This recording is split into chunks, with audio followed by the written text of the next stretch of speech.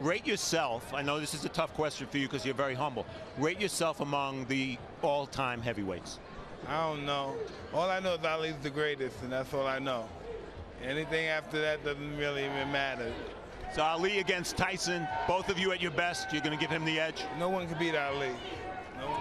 All right. Listen, I always like to think I'm a bad motherfucker, vicious motherfucker. I don't give a fuck, but that's a part of Ali. That's where he overshines me, because I can't understand a man that's willing to just really die for this. You know, and I talk that shit, but he's the real dick.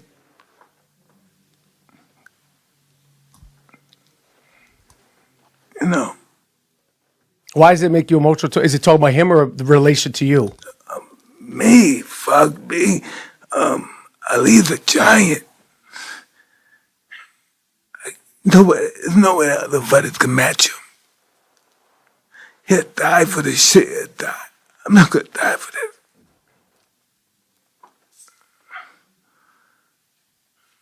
Mike, you're such a good dude. That's real talk.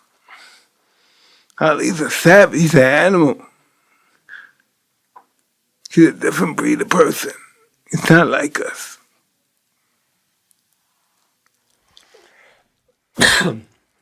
You're a good guy, Mike. You're a good fucking dude. No, fuck that. It's just real talk. I know, but you're a good dude, man. You're such a good dude. Inspiration of a lot of people. I brought some other people, some other interviewers who are going to help me out because you're an inspiration to them too. Fellas, come here for a minute. This is a surprise.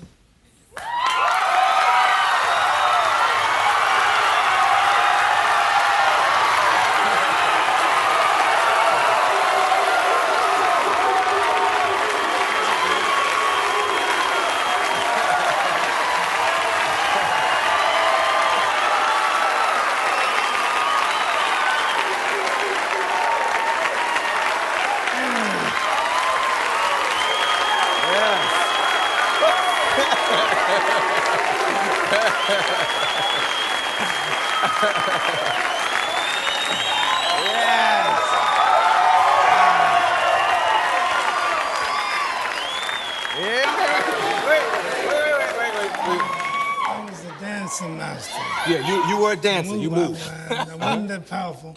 I was so fast. Uh-huh. If he hit me,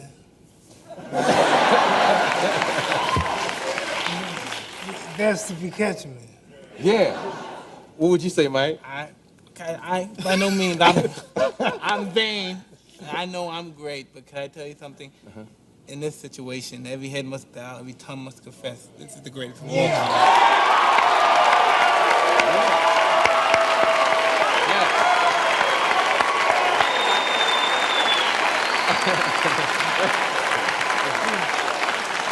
He can be modest, humble, and nice. This man's great. And I don't know what would happen if he hit me. You know, I don't believe that because the champ is very modest. You know what I mean? 'Cause Yeah. I seen him in the ring with killers. I seen him in there with killers like Foreman, Shavers, guys that hit much harder than I. Yeah. And you know, he takes these guys' greatest punches, and that's what made him such a champion. I mean, even though I heard him say he didn't believe, he must have believed because that's why, from watching Ali, gave me the great deal of confidence and deep down inner belief to believe there's no man on this planet could beat me. From listening to him for all those years since I was a little boy. Yeah. He used to make every prediction comes true, and he used to take his character and use it to reflect against his opponents, and he made them believe that he was invincible.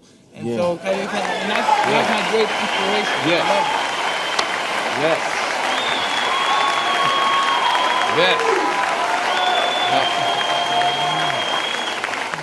That's it. real nice for him to pay a good compliment. But the man is great.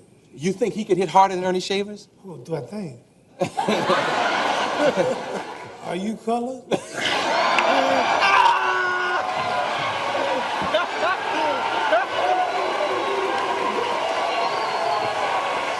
Well, listen, I'm here to introduce, we were talking about, hey, brother, Assalamu alaikum. Well, listen, we were talking about Floyd, and listen, we all gotta believe we're the greatest of all times, right? We all gotta believe that, but we all know Muhammad Ali is the greatest of all times. And we all gotta believe we are, and this has truly been a pleasure. This is like, I would really have to explain, this is my finest hour, really, to really to really introduce Muhammad Ali to the Las Vegas Hall of Fame. And that's just, that's really overwhelming. That's something I don't even think I'm worthy of. And, oh, I'm gonna explain to you why I'm not in a minute. Listen, right? Listen, I've been fighting since I've been doing this boxing stuff since I was 12 years old. But the reason I got involved with boxing, even had a small inclination that I would become a fighter, because I'm a really bad kid. I'm from Brownsville, Brooklyn. If you, 13% of us, maybe 3% of us go to college in Brownsville. But listen the whole thing. I was in Spofford Juvenile Detention Center because I'm from Brownsville. Of course, if I'm from Brownsville, I'm gonna rob or kill you or steal from you and stuff. And so I'm in a juvenile detention home. And so they were kind to us one particular day, and they let us watch a movie. It was the greatest. So I'm 12. This is 1978. I'm incarcerated in 78. All right, so it's 1978. I'm near. And we watch the movie The Greatest. The movie's great. We start crying. It's inspirational. And then lights come on. Muhammad Ali comes in the reformatory.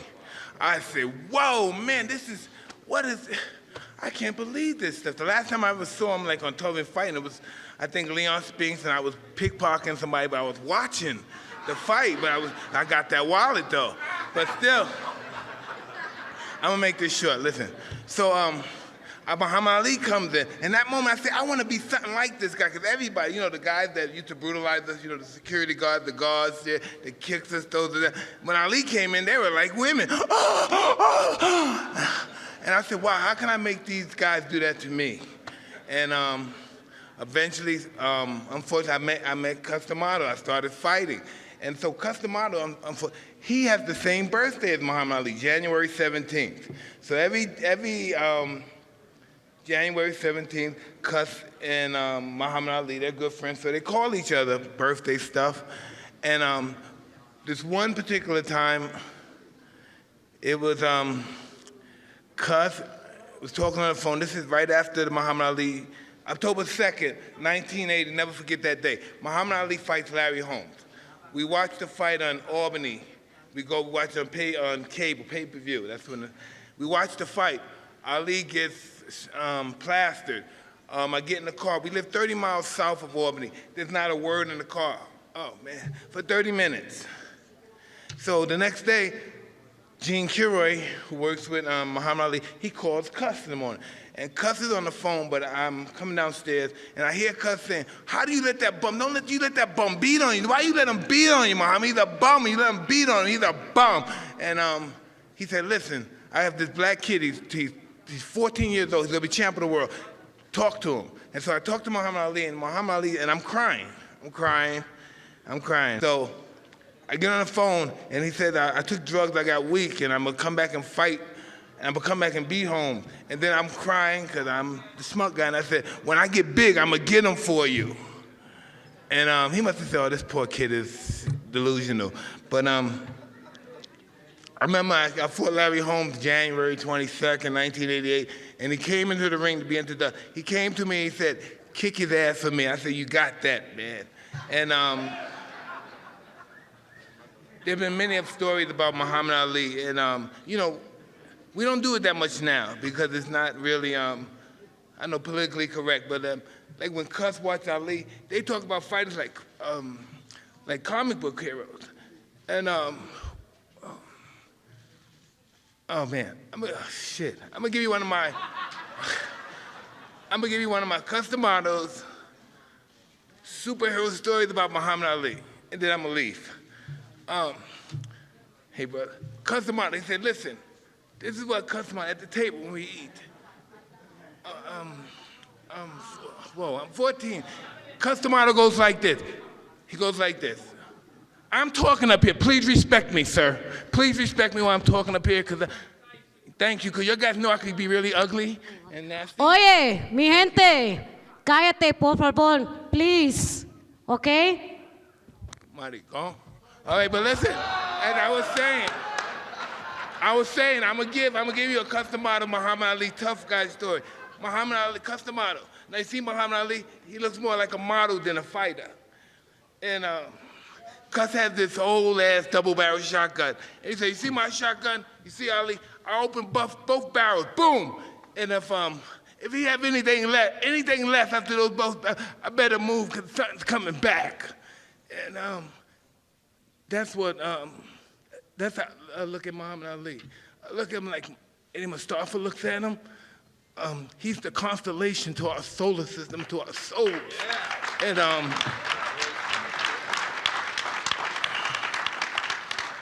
and there's no way a guy like me, listen, man, I come from, there's no human being, listen, if you don't live in like Choppers, if you don't live like in one of the poorest countries in South America, you weren't poor as me or Eddie Gregory. You know, so I know he was my hero. I would have never made it without him. I'm nothing if I don't have nobody to look up to. I'm not like the rest of you. I'm not so cool that I don't look up to.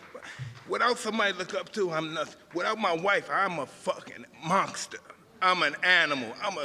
I'm very grateful that my life has changed. And I'm very grateful I had the opportunity to meet Muhammad Ali. Because when I'm an old man and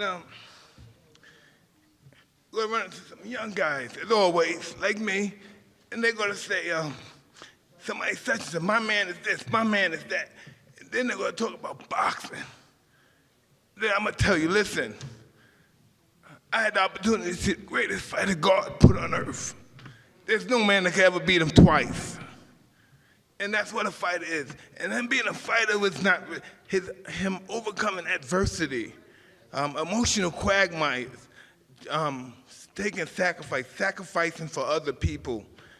When a man that's conscious to know that the world is bigger than him.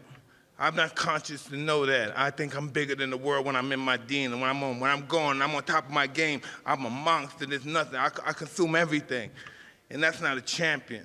A champion, he doesn't consume. He releases and gives everything, and that's what Muhammad Ali was. He quintessentialized champion. Thank you very much for having me introduce him. It's been a pleasure.